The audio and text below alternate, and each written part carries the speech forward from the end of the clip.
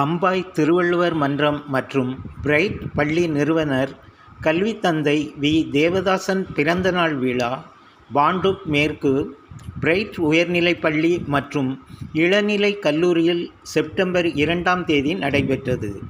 Bhandup bright பள்ளி வளாகத்தில் உள்ள வி. தேவதாசனார் அரங்கத்தில் காலை 10:30 மணிக்கு நடைபெற்ற இந்நிகழ்ச்சியில் அவரது திருவுருவப் படத்திற்கு மாலை அணிவித்து மரியாதை செலுத்தப்பட்டது.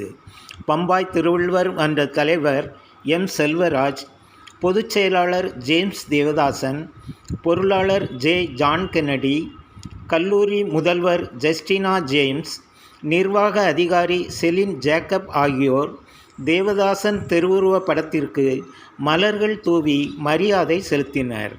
நிகழ்ச்சியில் பம்பாய் நாடார் சங்க செயலாளர் பேலஸ் துரை, பேராசிரியர் முனைவர் குமாரசெல்வன் மற்றும் ஆசிரியைகள் கலந்து கொண்டனர்.